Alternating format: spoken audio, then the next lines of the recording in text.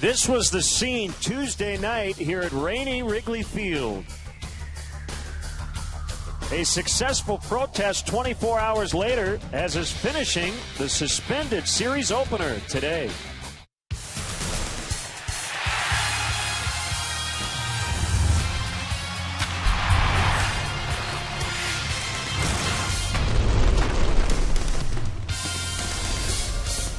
If we told you it's raining and the tarp is on the field, would you believe us? That is actually the case as we get you set for Cubs baseball on Comcast Sportsnet. The Giants and Cubs will finish the now suspended game before the regularly scheduled contest tonight at 7. Yeah, we've got our umbrella here in the booth. Jim DeShays and Len Casper. Of course it's raining, and of course the tarp is on the field. Could be a long night. Interesting. I don't know what rule applies in a suspended game. If once the game time comes and it's raining, can they go ahead and call it an official game? Cubs win, or you speculate that maybe a pitch has to be thrown. We'll find that out for you and give you that information. Hopefully, the weather clears and we're able to play baseball, get the suspended game in, and then maybe even get after that 9-inning scheduled game as well. Let's go back over the last 48 hours. So the Cubs have a 2-0 lead on Tuesday night, and they got their runs early on. Anthony Rizzo with the home run off Ryan Vogel's song. Those would be the only runs scored into the 5th inning. And we know about the rain. It didn't last very long, maybe about 15 minutes, but the intensity was unexpected to say the least. Hunter Wendelstedt called for the tarp. They had issues getting it on the infield. And, J.D., really, we waited 4.5 hours, but at this point, as you're watching it, the field just was never going to recover. And I remember you called it. You said early on, we're not going to be able to play baseball tonight. Give the Cubs credit. They hung in there. Bruce Bochy wanted to try to play the game. They're in a pennant race. Ricky Renteria said whatever Boch wants. So they waited. Ultimately, called it an official game, and then the Giants protested, and their protest was upheld based on Baseball Rule 412A3. And you see the details there, paragraph 3 there. Phrase 3, light failure or malfunction of a mechanical field device. That's what Major League Baseball cited, the inability to deploy the tarp. It hadn't been spooled properly in the last time it was used.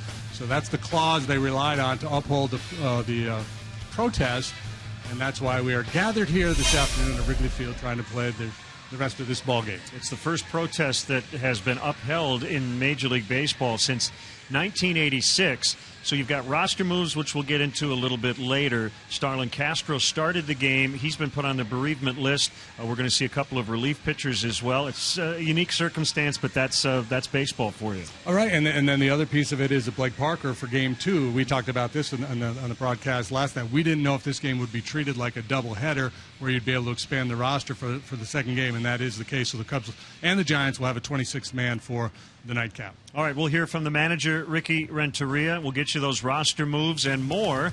We are under a delay officially from Wrigley Field. We'll be back in a moment.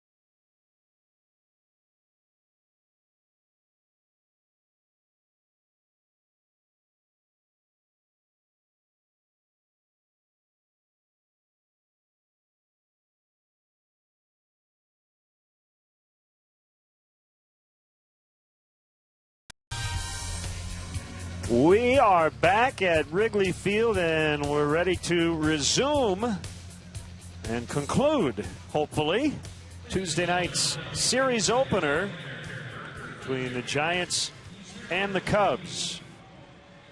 One game has been completed in this series. Last night, the Giants an 8-3 winner behind Jake Peavy over Edwin Jackson. Yusmeiro Petit, a right-hander, will take over for Ryan Vogelsong, who went 4 innings, gave up 2 runs on the Rizzo first-inning homer Tuesday. The pitcher spot due to lead off here in the bottom of the 5th for the Cubs, and it's going to be Kyle Hendricks. That's interesting. Well, Petit has made 6 starts overall. He's pitched in 31 ball games. He's 3-3 with a 3.89 ERA. He's got a very good strikeout rate and a low walk rate. Batting average against solid. He's a 4-pitch mix guy. Fastball that'll sit in the upper 80s. Slider, curve, and a change. I think Travis Wood would normally be the guy you'd use as a pinch hitter, but he's starting the second game, so maybe that's why they decided to stay away from him, and I'm assuming, JD, because of the wet field. Yeah, decided they just didn't want to take a chance. Yeah. So here we go. The first pitch is a strike on a fastball.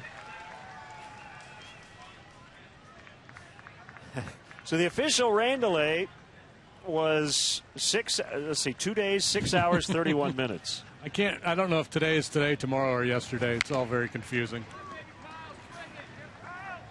Well, whatever happens, this game will be logged as being played on August the 19th. There you see what the Cubs had done in the first 4 innings offensively, and Starlin Castro out of the game because he is now on the bereavement list, and certainly we're keeping him and his family in our thoughts and prayers. 1 ball, 2 strikes on Hendricks. Originally, the Cubs won the game Tuesday. The Giants protested. Yesterday, found out from Major League Baseball that their protest was upheld, and that's why we continue on here this evening. Just off the outside corner. So 2-2. With that, and with all the weather we've had, just a few in the ballpark, it has the feel of a spring training B game right now. There's a lot on the line. The Giants are in a pennant race. The Cubs have a chance to win a game. They don't want to see that get away. Swing and a miss, strike 3.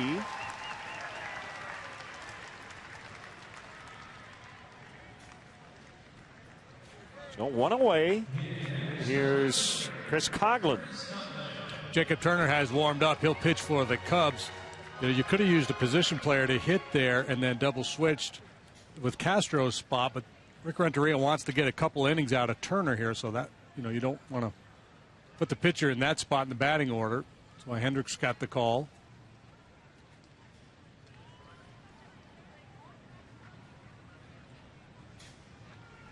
Pitch to Coghlan is a strike at the knees. He took a called third in the first, lined to left in the second.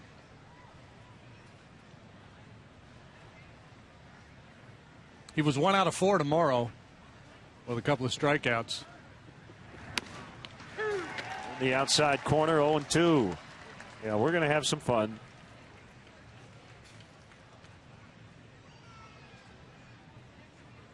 Petit, anything but. He's a big dude. Big burly right-hander. You call that an ironic surname? Yes, I would. Breaking ball is outside. 1-2.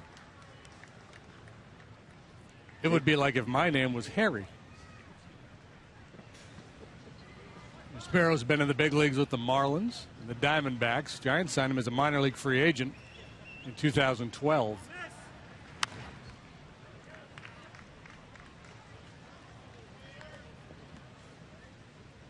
It is church quiet in this ballpark. Well, the rain, I think, kept a few people away, and we're still an hour away from the originally scheduled game time for tonight's game.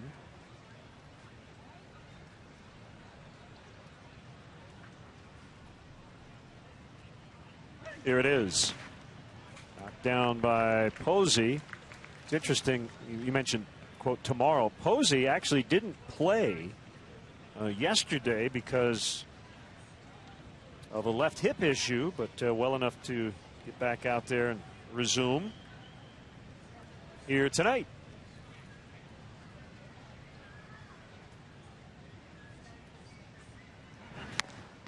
Swing and a miss, strike 3.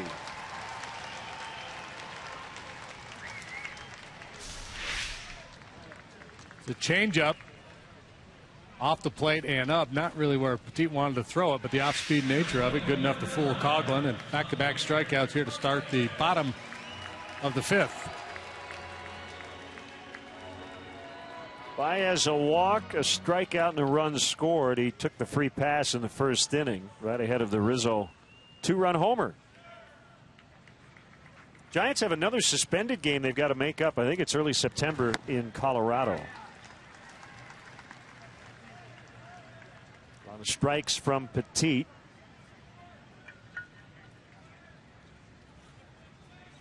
This is the Cubs' first suspended game at Wrigley Field since 1987. It was against the Dodgers, and it was suspended due to darkness, so that was a year before the lights were installed here. Bottom of the 9th, a 4-4 tie resumed the next day, and the Dodgers won the game 5-4 in 10 innings. Cubs' last suspended game was in Pittsburgh back in 2007. Cubs were leading 6-5 in the 7th. Then the weather did not allow us to finish. Game was completed the following day, and the Cubs won it 8-6. It's like some fog is rolling in off the lake. Of course, why not? Couldn't get him to bite. Baez walked in the bottom of the 1st. That was in front of the Anthony Rizzo 2-run home run. That's why we have a 2-0 ball game. He's walked 3 times now in his young major league career and scored at least twice after those walks. So good to get that positive feedback.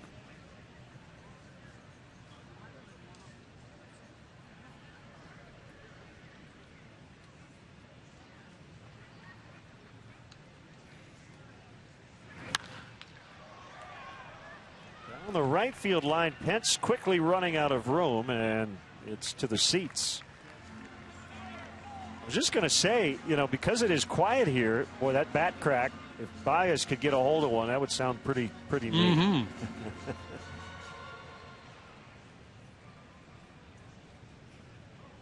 It's got that echo sound right now. People in the neighborhood might be going, oh, that's right. Hey, there's a ball game going on. 2-2. Down to the roof.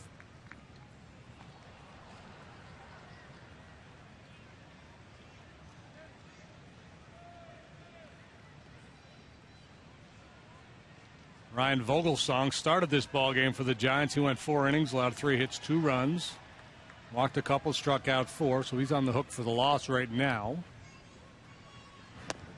Swing and a miss. Petit strikes out the side. So we'll go to the 6th. It's 2-0 Cubs.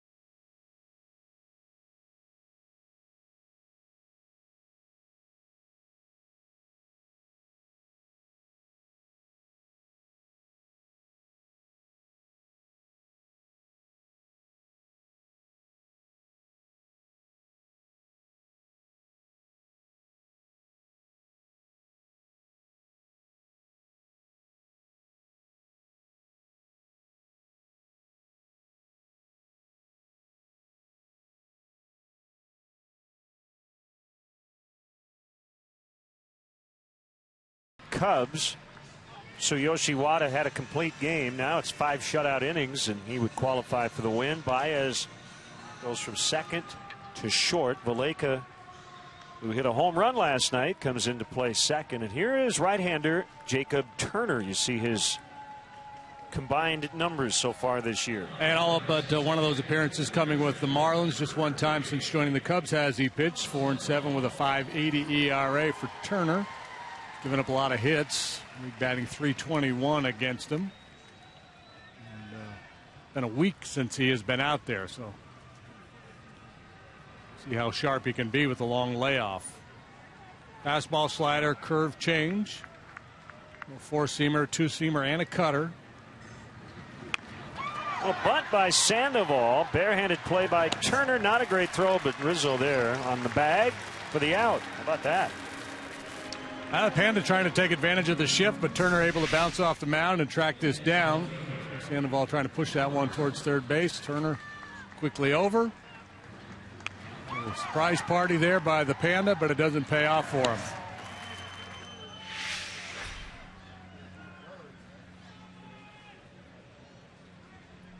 So second outing for Turner as a Cub, his first in a week.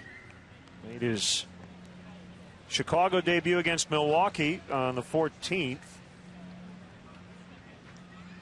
2 1/3, no hits and a strikeout. He was really good. Morris takes a fastball off the outside corner.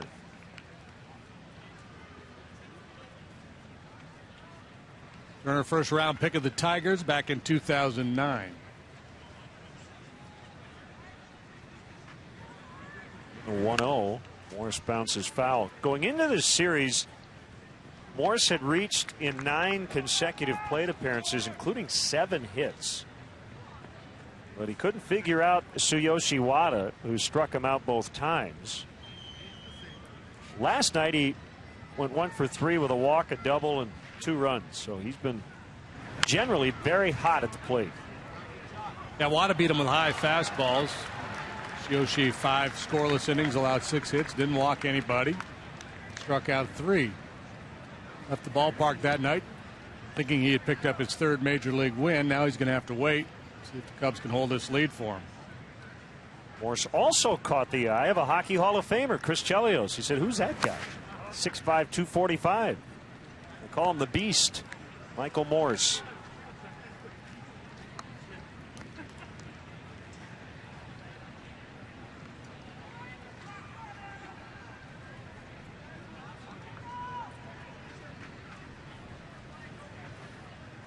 Two hit hard on the ground, but right at Valleca.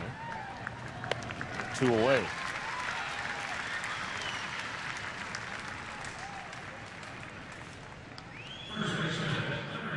Well, they'd like to get a couple of innings out of Jacob here at least, and depending on how it goes, he could finish the game. The Cubs could get him into the back end of the bullpen. Certainly the score will dictate things. We'll see. And then each team does have an extra guy on the roster for game 2. We weren't quite sure of how that would work. But both managers will have an extra reliever. Blake Parker for the Cubs, George Contos for the Giants. 1-0 on Adam Duvall.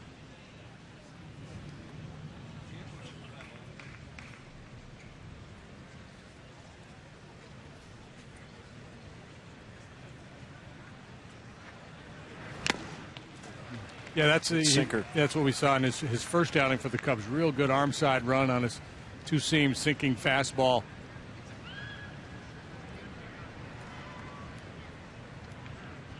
One ball, one strike.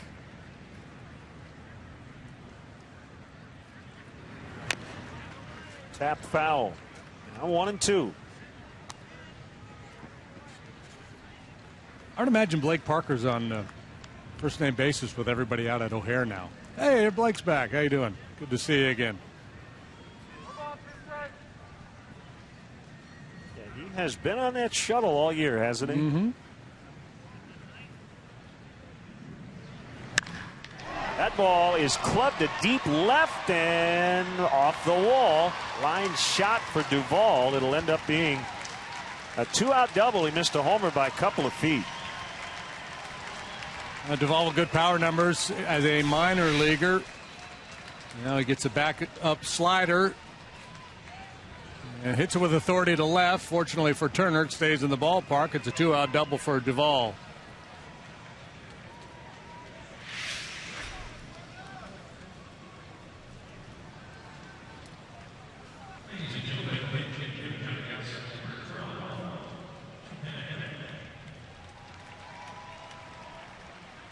So Joe Panik will hit for Arias.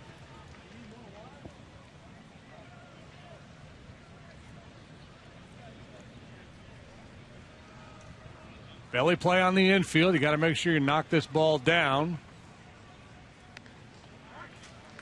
Strike called. If indeed there's a ground ball. And that's the specialty of Turner's. He gets a lot of outs on the ground.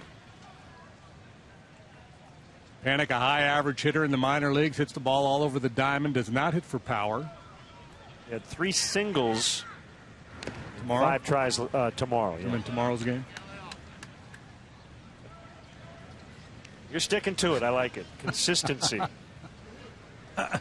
My mind is so confused right now. You like the Giants to score about 8 runs tomorrow and win comfortably behind Jake Peavy, who will have good command but will give up a lot of hits. Yeah, Jake Peavy was really good tomorrow. The 1-1 is outside.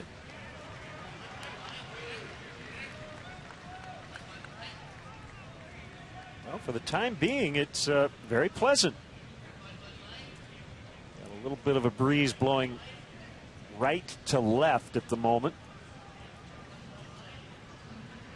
It has cooled off a bit. The showers have just passed through.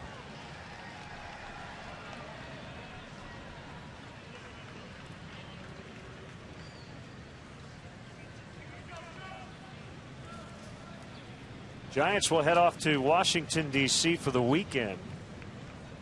Play the red-hot first-place Nationals. Cubs will welcome in the well-rested Baltimore Orioles, who are off today here in Chicago after sweeping the White Sox. Nationals won again. 1-0 the final. They got a run in the bottom of the 9th to beat the Diamondbacks today for their 10th straight win. A throwing error ended the game. I want to say that's 5 walk-off wins in their last 6. Yep. Something like that. Final at bat. Yep.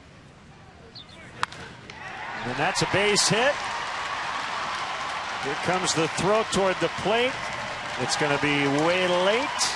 And a 2-out rally here for the Giants, and they're on the board. Duvall scores on the pinch hitter Panik's RBI single, 2-1.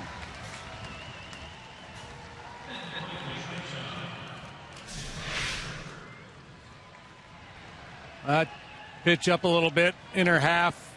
As I mentioned, Panik just a real solid hitter, line drive hitter, hits the ball all over the ballpark. 2 outs, Duvall moving on contact, so highly unlikely you're going to throw him out.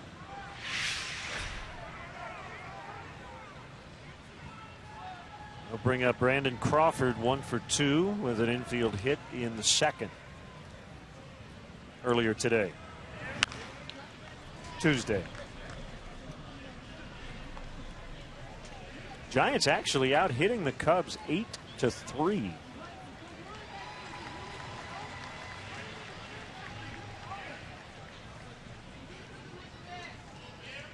Panik, not a base stealer.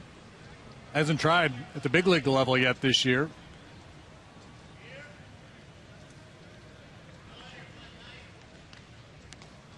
Played in 37 big league games and came in hitting .295, so he's had chances. Giants don't run much at all. They're dead last in the league in stolen bases.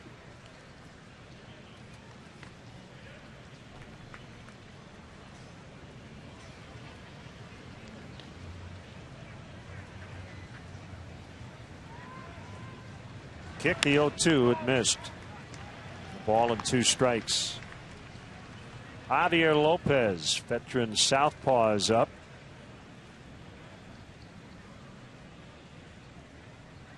Crawford hitting under 200 against righties, 196. That's the lowest average in the league among qualifiers. He's a lot better, at least this year, against lefties.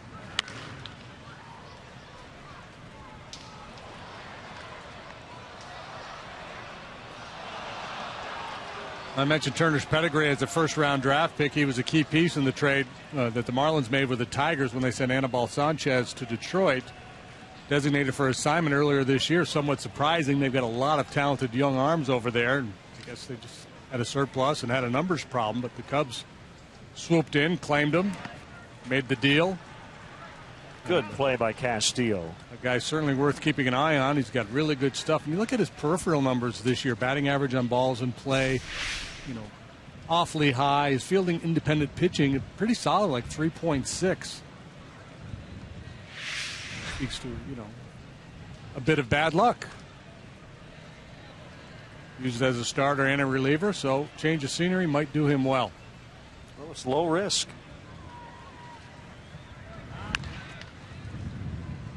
You like low risk, high reward type deals, don't you? That's kind of what it's all about when you're trying to fill out a pitching staff. And I saw an interesting piece, Fangraphs, find it, about the Cubs rotation without Hamill and Samardzija. And it stacks up pretty well against the rest of baseball. Coughlin coming over, and he will get there, and that'll end the inning. Back-to-back two-out hits, and the Giants get their first run. It's 2-1 Cubs here in the sixth.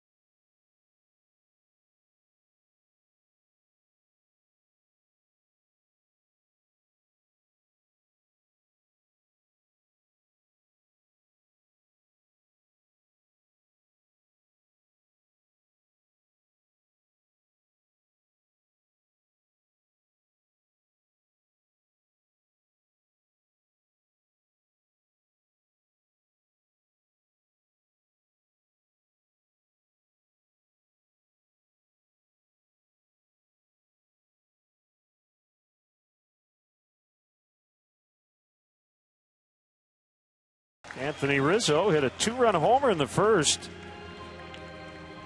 Will lead it off. Panic stays in and plays second after knocking in a run off the bench. Actually, Anthony could hit for the cycle in this game. He's got a home run and a double already.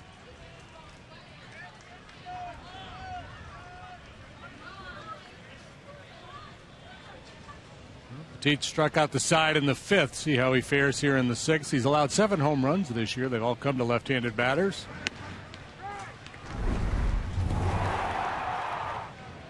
On Tuesday, bottom of the first, Ryan Vogelsong with the two-seam fastball.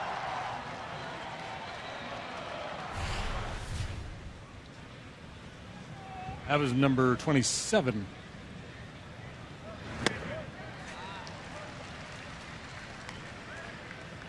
No. 29. Number 29.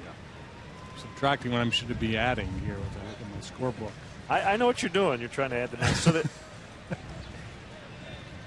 It's all so weird. The Giants taking the field first. The fact there's no BP today. I mean, it's got to be a funky feeling for these players. Yeah. Swing and a miss, strike 3. Oh my goodness. Has faced 4 and fanned all of them. The Cubs went from 55 and 70 to 54 and 71 because they had a win, they had it taken away, and then they lost last night. So for stats nerds like me, I'm all out of sorts here. I got to be honest. Trying to do the batting averages and everything. Oh, yeah. How do you figure all that stuff out? Here's Valleca. He had a 2-run homer off Jake Peavy.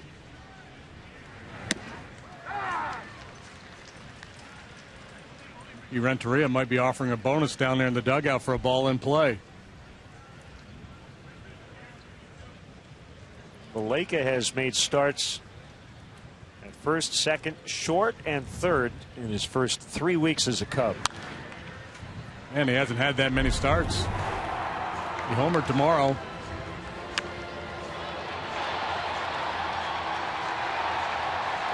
That was in the second off of Peavy.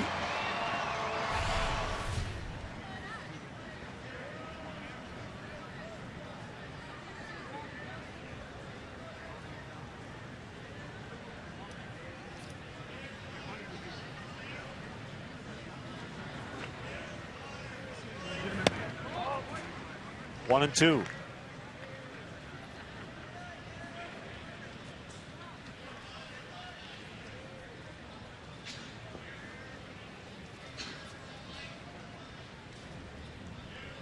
Did you know, and Andrew Baggerly, who covers the Giants for CSN Bay Area, the last 5 teams to win a protest, not counting the Pine Tar game, lost all of them. So if the Giants come back today, they'd be the first team to come back and win in an upheld protest game since 1948. The Pirates came back to beat the Dodgers at Forbes Field. No, I did not know that. But now I do. 1-2 again. Oh my goodness. Another strikeout. 5 in a row for Petit. Well, he came in here with a career best strikeout rate, up over 25%. His walk rate was 5 point something. That's a big spread between the strikeout walk and the walk rate. So Petit obviously doing something really good this year. Tonight so far it's been just command of all of his pitches. That breaking ball has been really good. Change up. And again, I think you're also dealing with hitters that are just a little bit out of sorts with the funky nature of this start.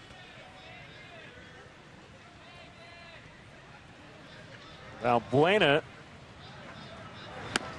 Hardy. Game 2, 3 hits, a triple, a home run. He had 3 hits on Monday in New York. Prior to that, had been slumping for several weeks.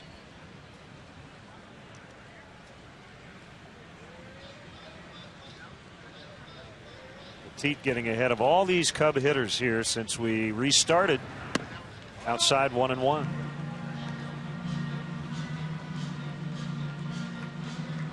Lefties in the nightcap. Madison Bumgarner, the Giants opening day starter, who's been a lot better on the road than at home, and Travis Wood, who's still looking for his first win since mid-June. 1-2.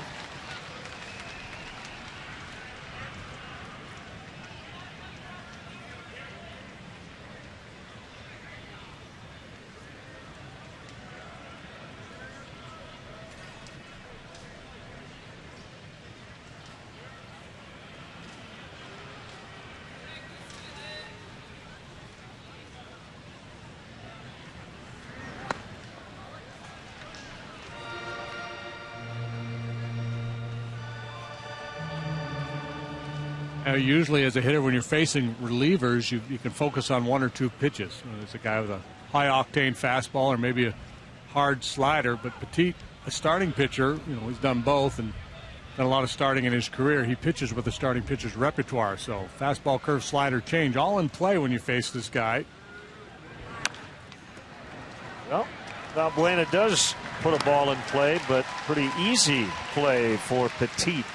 That goes 1-3. He's cruising. His team is down a run after 6.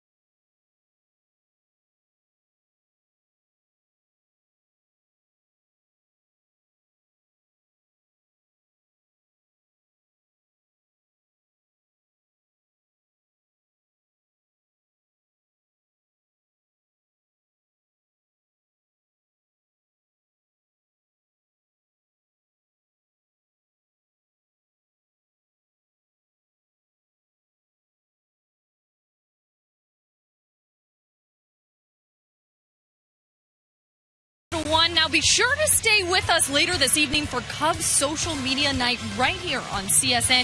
If you've got questions, just tweet them using the hashtag CubsSocial. Lynn, JD, and I will be surfing the Twitter sphere looking for your ultimate fan picks and answering all your burning questions. It's an interactive night you don't want to miss. Again, use the hashtag CubsSocial. And, of course, Twitter just blowing up the other night, Tuesday evening, when we went into that complete rain delay disaster. Some of the Cubs players went into the clubhouse and, of course, had to check in on their social media outlets. Among a couple other things, Jake Arrieta said he caught up on a bunch of Shark Week, and then we obviously saw John Baker in the dugout playing a little guitar and just helping pass the time. But, guys, they said it's anything to just keep your mind alert and be ready to get back out there and play. Of course, they had to do some of that today as well. Yeah, Kelly, the official delay with 4.5 hours the other night and 2 here tonight, 6 hours, 31 minutes. Travis Ishikawa batting for Petit against Turner here in the 7th. And Wayne Messmer is with us. He will conduct the 7th inning stretch. You were here, I think, until the very end the other night, right? You waited it out? Yeah, I never left. Never left? No. Took a nap in my Curled car up in the for corner, 53 hours. One is off the plate inside. But I was determined to do this no matter what.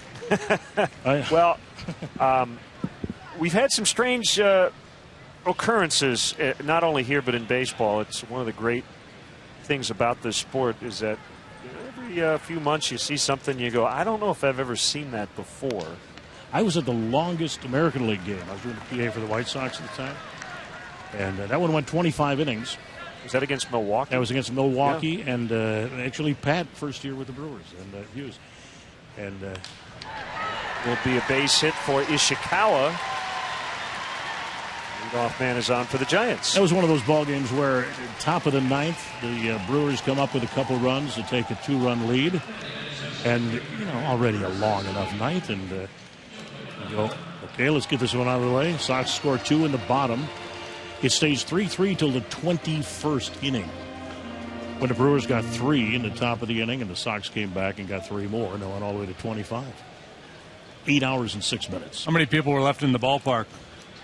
More than you would expect, or no? Yeah, kind of like probably less than this. Well, they called it after 18 and suspended it. Wondering. Yeah, was it May 8th, 1984? May 8th of 84. Okay. Yeah. Then Tom Seaver got the win. He did. He got both wins that day. And Don Sutton had started the game for the Brewers. Cecil Cooper had 11 at bats, 2 for 11. for Milwaukee. Rudy Law had 4 hits. He went 4 for 11. Beautiful. Nobody got totally aced. I think when Harold came up, that was his 10th at bat. Harold Baines. What a night. And, of course, when it ended, stay tuned for the regularly scheduled ball game. With Carlton Fisk catching, you had about a 3.5-hour game coming up. 1-0 on Angel Pagan. Valleca gets 1 at second base. Had a little trouble getting the ball out of his glove. They had no shot at a double play with Pagan running. Yeah, he pursues this ball doggedly, really got after it as if he might have a chance at Pagan. That was gone once he couldn't get the handle. Then it's just a matter of hanging in there as that window of opportunity narrows as the base runner gets closer to second. Much tougher to make that throw, but pretty good play there by Valleca to make sure they get the lead man in a 1-run ball game. Here's Pence. So, Wayne, honoring the 1990s decade, 1998, right? Kerry Wood. The playoff run. What stands out about that year for you? The play-in game against the Giants. I said many times that to me represented the best of baseball. It was just the right atmosphere, the right team won, exciting right down to the last out. That was fun. And you had the home run chase that year with Sosa and McGuire. Mm-hmm. A lot of great memories here at Wrigley Field. 30 years. Obviously, I remember '98, but do you have a vivid memory of how McGuire was treated here for his at bats? Because I know he and Sammy ended up when the Cubs and Cardinals played each other. There was a lot of respect there between those two guys. Was he roundly booed here? I don't remember. I remember watching some of those. No, you couldn't boo those guys that year. It was one of those where let's turn a certain blind eye because we just love the fact that what's going on is happening. Yep. 1-0 on Pence. This is an interesting situation here because when we started, it was very quiet, as JD pointed out. But with the night game, and it's not going to start at 7:05, but that was the original starting time. Every half inning, you're seeing more and more fans get into the ballpark. So by the end of this game, it's going to be a much different atmosphere. Mm-hmm. It's kind of like at the end of the JV game before the varsity starts. Bleachers start to fill in. Well, I know they're hustling in the parking lot right now. They're saying in 2 outs, Wayne's going to sing. Yes, that's right. Yeah, get them in. I noticed they've all come in here. There's a buzz. You can feel it. The last 10 minutes. Yeah, it puts a lot of pressure on me, I tell you. 1-1 way inside on Pence. Nobody hikes their drawers like this guy, do they? No, he's got the highest pants in the league. I guess he feels going like higher. It hurts his flexibility when the pant bottoms get down below the knees. So he's going with that NFL wide receiver look. Pagan looks runnerish. Not going. Pence hits a ground ball to third. They get one. They're going to get them both. All right, Wayne, here we go. Stretch time.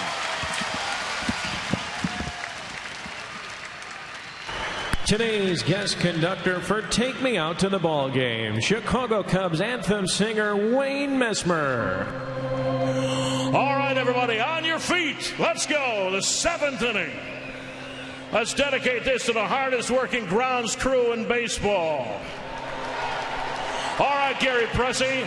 A 1, a 2, a 3. Take me out to the ball game. Take me out with the crowd. Buy me some peanuts and Cracker Jack. I don't care if I never get back. Let me root for the Cubbies. If they don't win, it's a shame. For each 1, 2, 3 strikes, you're out at the old ball game. Go Cubs!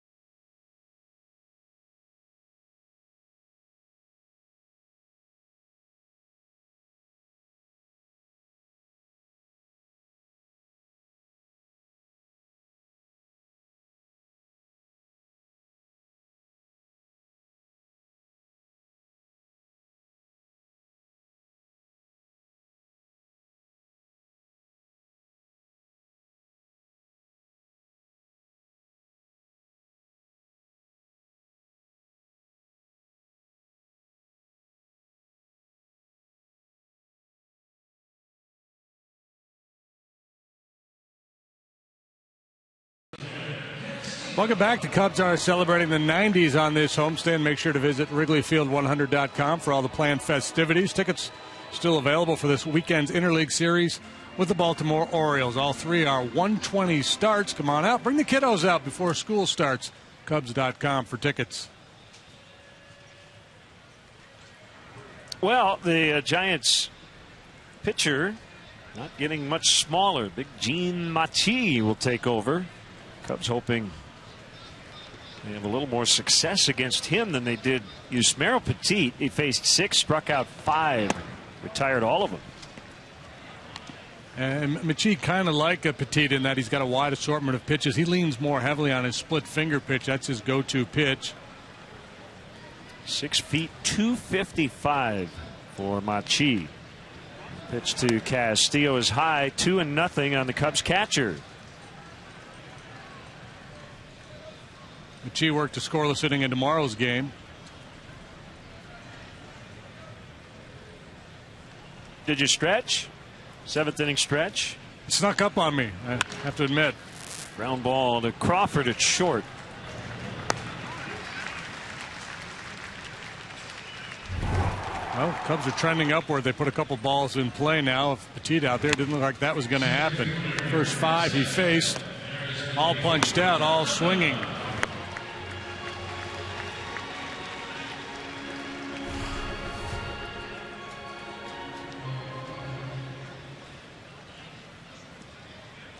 Now Alcantara, double and a fly out.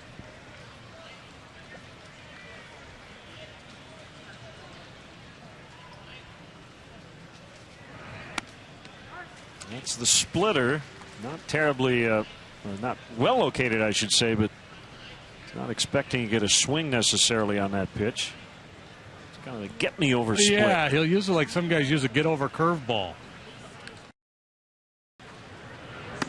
Feather it up there, and then he'll throw it down off the plate to try to get a swing and miss or induce a weak ground ball. Pedro Strop up in the Cubs pen. Pitcher spot due up 4th in this inning, so somebody's got to reach for the 9 spot to come up. Sinker came back over the inside corner, and it's 1-2.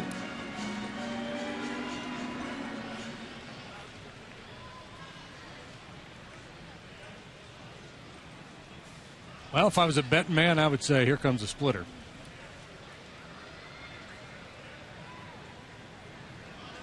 I think he got a breaking ball, didn't he? And whatever it is, it's going to get a fly to left for the out.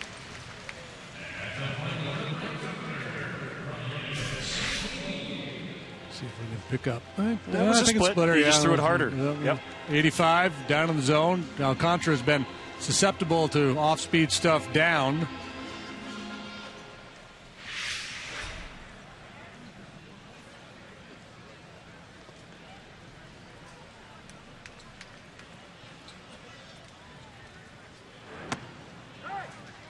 Splitter strike on Sweeney. Logan Watkins essentially replacing Starlin Castro on the active roster is on deck. And would hit for Turner.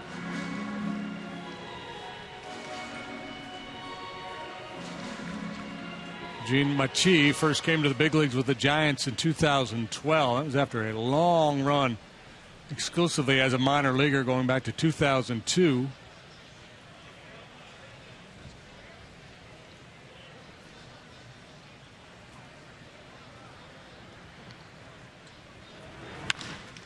Sharply hit grounder. Sandoval had to leave his feet momentarily. Gets up, makes the play. Giants pitchers Petit and Machi. 3 straight 1-2-3 innings. 2-1 Cubs as we go to the 8th.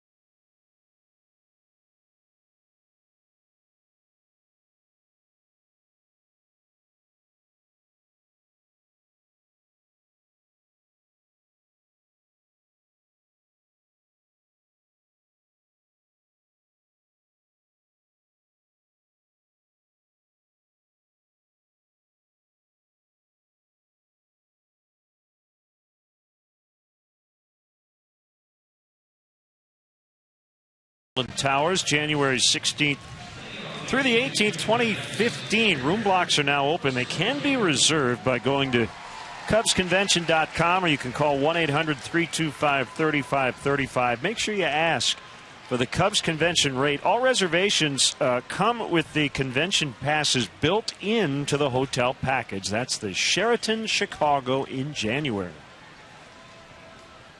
Here's Pedro Strop after 2 innings of 1-run ball from Jacob Turner, facing Buster Posey.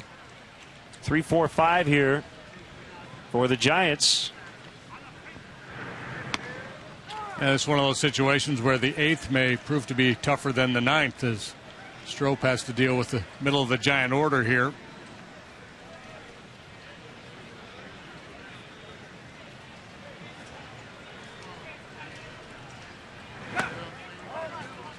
One and one the count.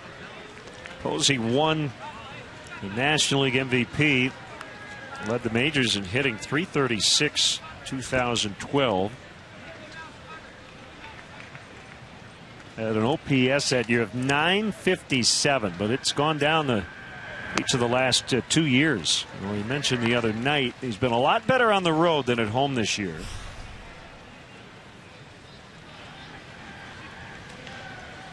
And power numbers off from that year as well, the last couple. Strike called, 2-2.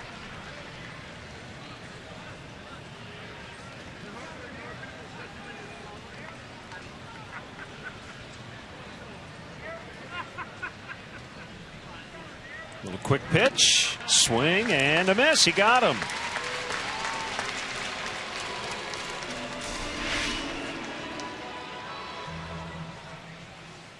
A well-placed slide ball shows in the strike zone, then breaks down well below the knees. I wonder if anybody came to the ballpark for the 7 o'clock game and had no idea there was the resumption of a suspended game schedule. Yes, I bet there was.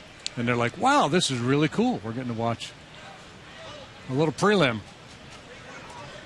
Or they thought they started early. They started without us. You know, it's interesting you bring that up. It's way less likely now than at any time ever before that people wouldn't know. But the last such, suspended game due to a protest was, almost 30 years ago. I mean, it's been a long time since this type of thing has happened. Now, there have been suspended games for other reasons, weather-related. But, 30, 40 years ago, yeah, I could see it being much more likely somebody shows up in, on September 12th going, what, wait a minute, there's 2 games today?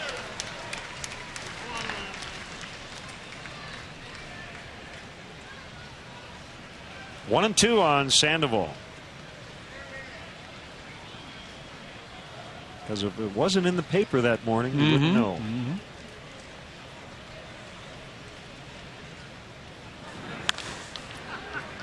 On the ground, it's Baez to make the play.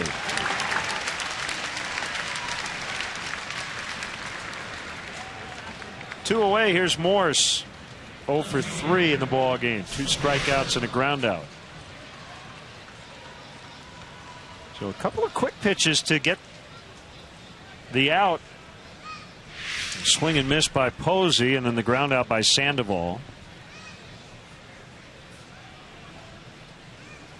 Yeah, that's been a nice little weapon for Strop. Pitches hitters off stride with that quick pitch delivery from time to time. And he's got plus stuff to begin with. Mid-90s fastball with good movement and a hard slider. Yeah, the biggest thing you worry about with the quick pitch is the mechanics. But you see where he holds his hands really high, whether he's quick pitching or holding them together for 2 or 3 seconds. The mechanics are basically the same. It's just when he moves his hands and goes into that motion. Well, and then the fact that he does it somewhat frequently. All the advanced scouts are looking at this and they're giving reports to their clubs and, hey, you got to be careful, Strop, he'll quick pitch. So even if he doesn't do it, it's in the back of the hitter's mind. It gives him something else to think about. There you go.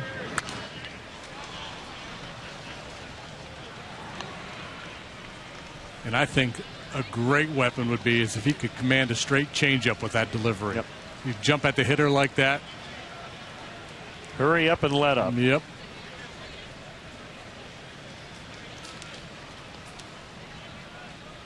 Another one. Wow. 2-2.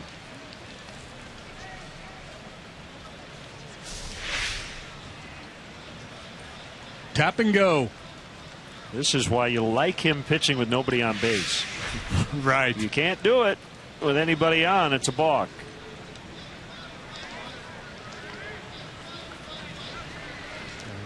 A little bit longer. Maybe got out of rhythm there as a result. 3-2.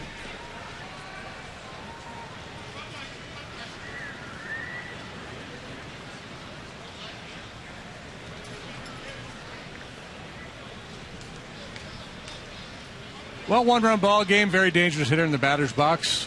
I hate to walk the tying run, but he'd really hate it if he hit one into the seat, so don't give in here. The 3-2 on the way.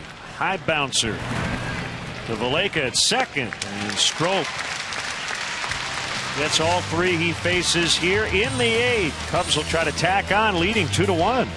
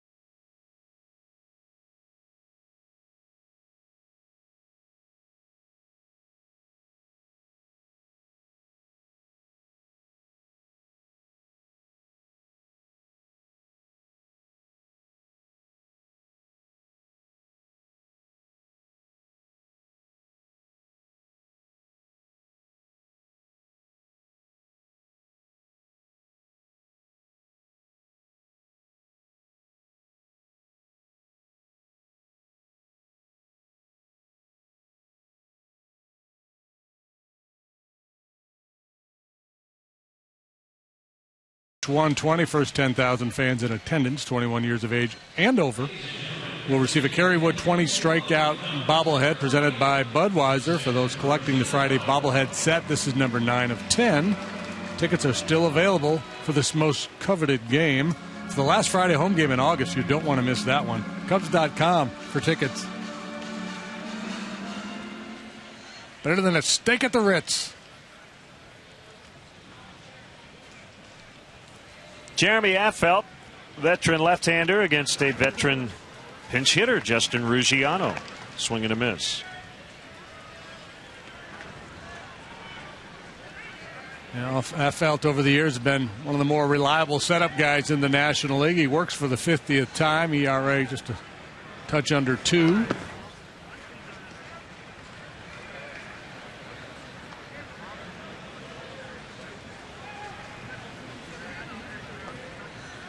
Big news today for the Angels. They found out Garrett Richards is done. He's got a serious knee injury. Torn left patellar tendon. As Affeldt will underhand it. And they also made a trade with the White Sox. Gordon Beckham has been sent to the Angels. for future considerations. Yeah, unfortunately for the Angels, Beckham can't throw 96 miles an hour. Right. But, boy, what a huge hole. You know, there's been so many injuries to playoff contending clubs, but I don't know. That might be the toughest one of all. Angels leading at Boston 1-0. They play the bottom of the second at Fenway. Coughlin, ball one low. Oh, Afelt, gets the ground ball there. He is a ground ball machine. Cubs haven't had a base runner since we resumed.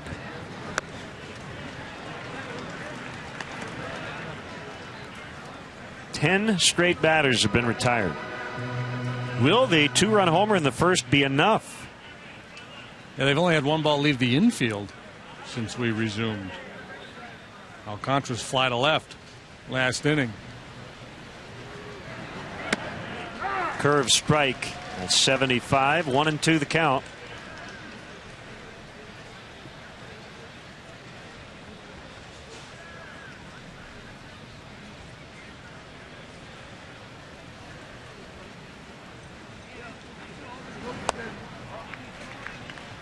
Now even Baez on deck. Afelt is 35 years old, made his debut as a Kansas City Royal in 2002.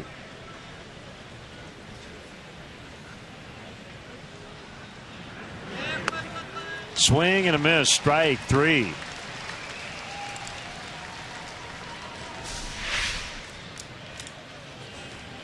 It's a rare hat trick for Chris Coughlin, albeit a couple of days apart, but pulling off the Afelt curveball.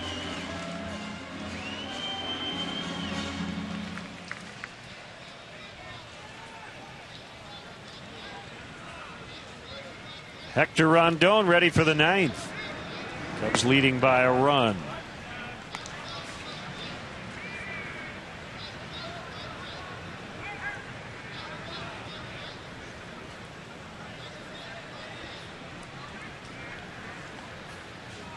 Afelt has allowed just one home run so far this year.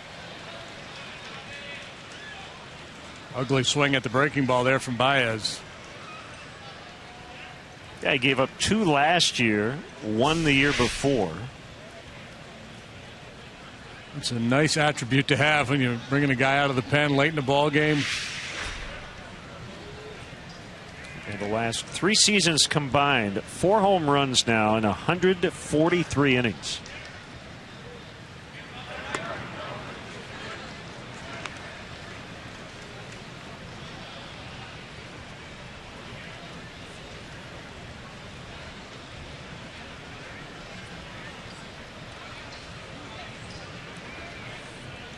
Kick, the pitch. 3-1. Rizzo's on deck.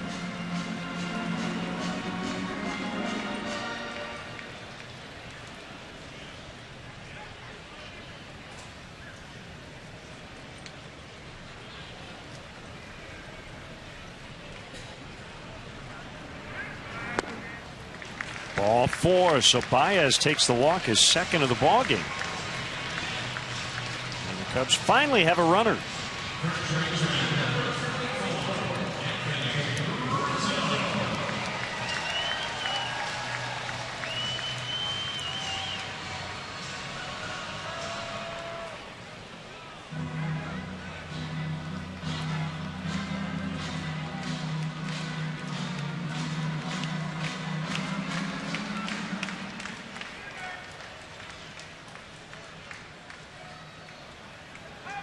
So lefty versus lefty. Baez with a very short lead as Afelt checks on him.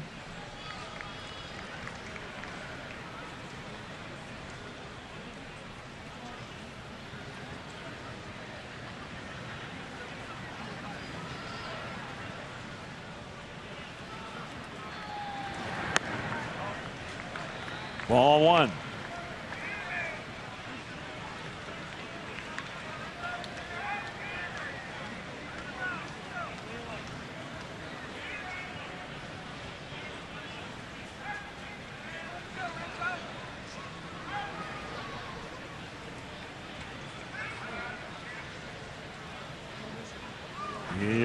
pitches. Bounced into shallow right. Panic with the shift on makes the play. So we will go to the ninth. The Cubs will try to close them out. It'll be Hector Rondon when we come back.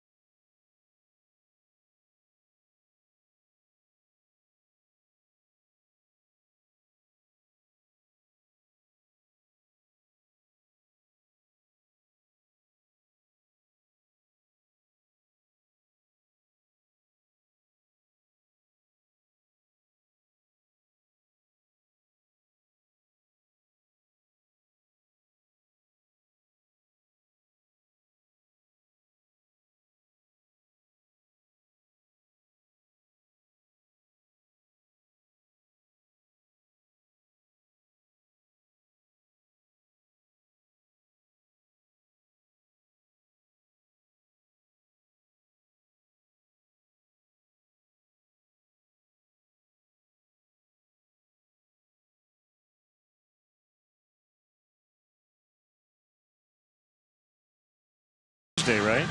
We have our AT&T fan photo of the game. That gentleman's had to wait 2 full days to have that appear. Northside fan photo is a hashtag. You can send your pictures to us at that hashtag for an upcoming broadcast brought to you by AT&T. We've been holding that baseball a long time. Well, just a little historical note. There used to be a thing that was called a film camera. And you would take your film to the store, and you'd have to wait a couple days to get your pictures. So there you go. It's kind of like that. Matt Caesar now playing right for Sweeney. And here's the closer, Hector Rondon. Rondon, 2.98 ERA, on for the 50th time, 18 saves and 22 tries. He's converted 7 of his last 8 save opportunities, including 4 in a row. 2 in New York on the last road trip. A brief little 4-gamer against the Metropolitans. Previous 2 here at home against the Brewers on the last homestand. So since we resumed, we've seen 1 run.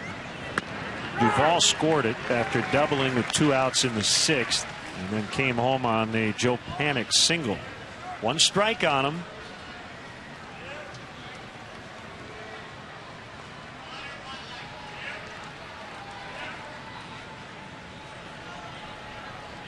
Rondon into the windup, and the fastball is low and outside. 96 miles an hour. We've seen him reach up to 99 at times here recently.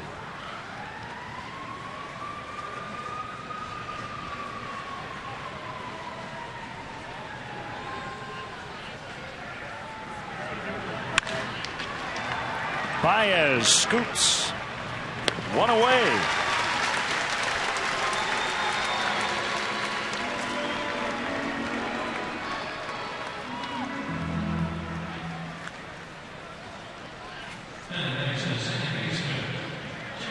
Now the rookie Panic.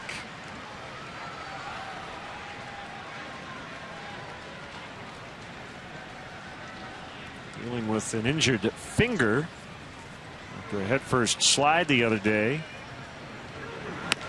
Started Wednesday evening. Entering the game in the 6th today as a pinch hitter, knocking in a run. And a dislocated left pinky finger. 1-1. Yeah, second base has been a bit of a black hole for the Giants this year. Scudero has been out of commission pretty much all year. They tried Dan Uggla. That didn't work out.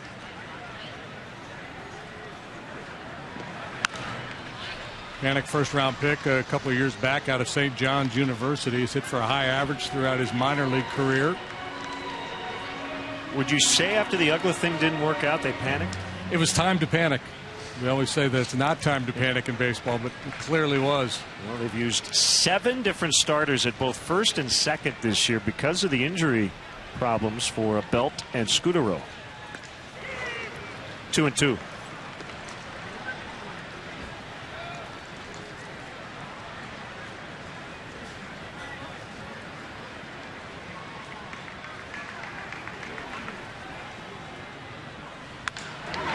Base hit.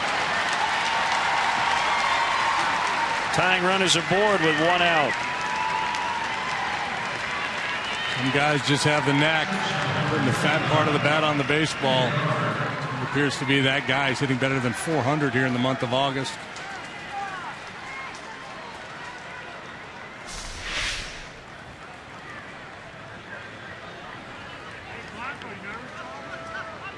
So it's Brandon Crawford. Gregor Blanco now in the on-deck circle. Cubs trying to hang on, leading 2-1 here in the ninth.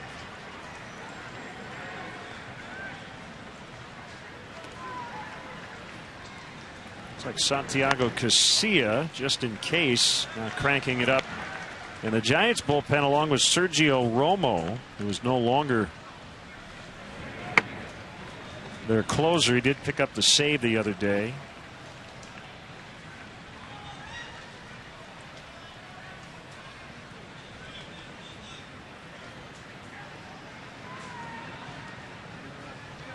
A 1-0 pitch. 2 balls, no strikes.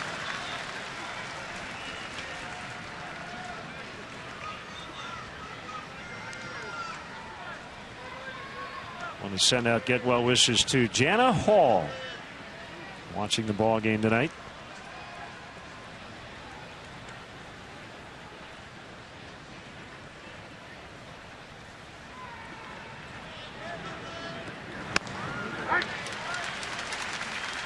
Two and one.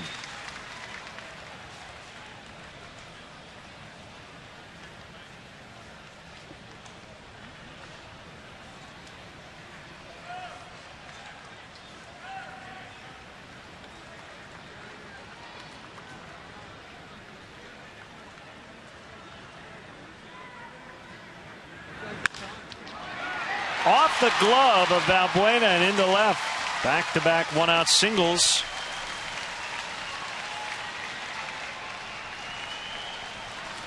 Pitch to panic might have been a little bit of a mistake, but the one to Crawford was a quality pitch. You know, Crawford not a slugger, but he does have a little bit of pop, so good runner down and away is always a good option. He keeps his head right in there, hits it with authority just off the top of the glove of Valbuena. So it's Gregor Blanco.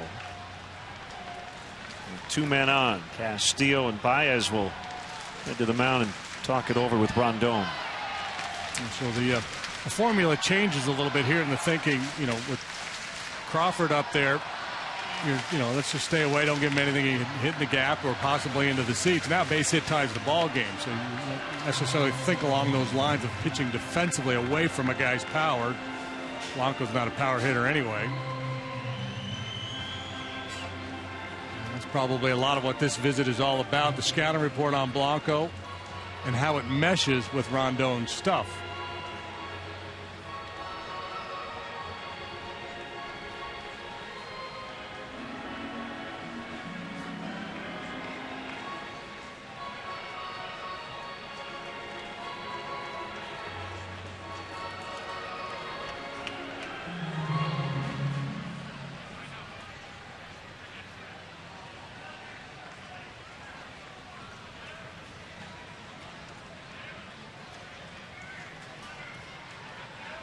So panic at second. The tying run, go-ahead run is Crawford. He's at first. And it's veteran Gregor Blanco. Left-handed hitter.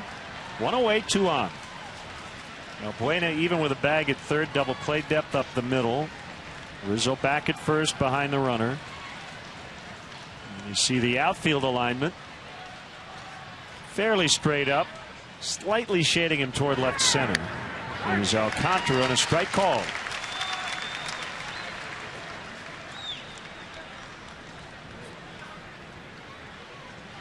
Our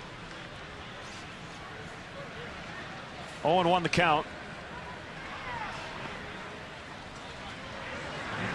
Inside. Our AT&T UVerse Multiview. Giant threat here in the 9th inning. In more ways than one.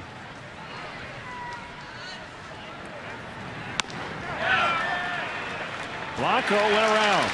That's a big swing pitch. 1-2. A little anxious there now that there's 2 strikes. You really have to battle that tendency to go out of the zone. Hitters in a situation like this tend to get a little jumpy.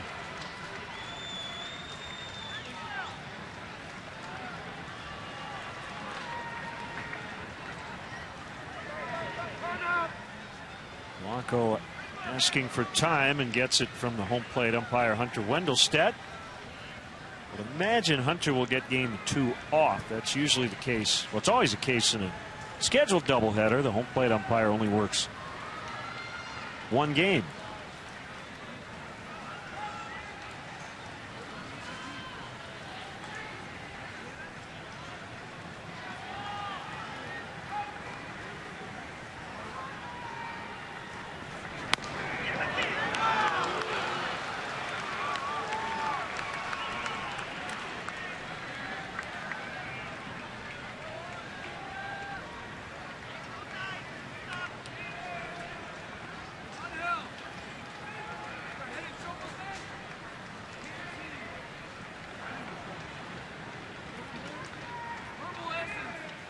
Rondon has a sign from Castile. So they're trying to go low and away, and he nails his spot.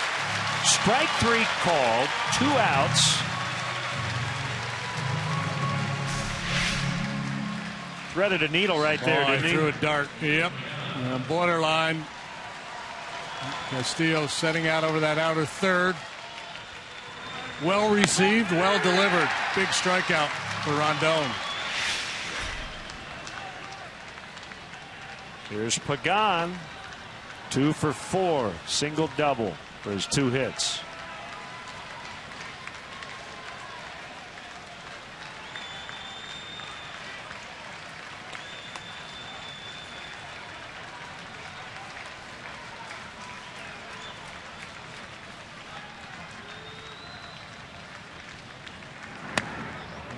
Overthrew that one a little bit.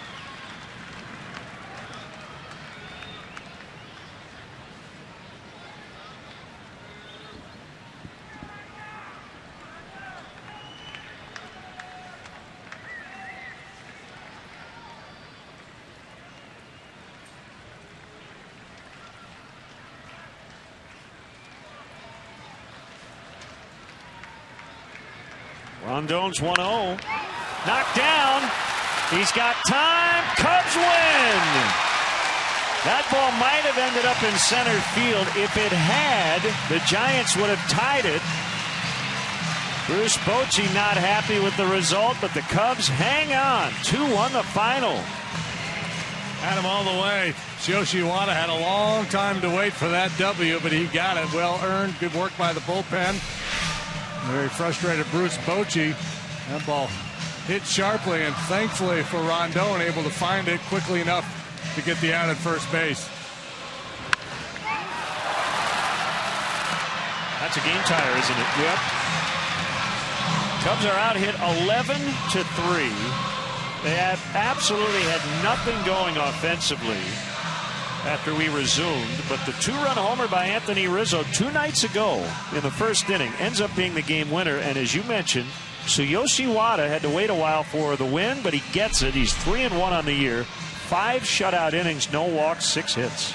Yeah, well, he gets the player of the game for 2 reasons. One, he pitched really well, scoreless baseball for 5 innings. Then all the anxiety he had to deal with waiting to finally secure his 3rd major league win. Rizzo with the big swing, and Wada with 5 scoreless innings. So he's our GMC professional grade player of the game. For JD and our entire crew, Len Casper saying so long, and we'll see you back in 40 minutes. Sportsnet Central's coming up. We will have the final game, the rubber match of this series. By the way, the Giants won tomorrow, 8-3 the final. And we'll have Game 3 coming up. Stay tuned. Sportsnet Central is next.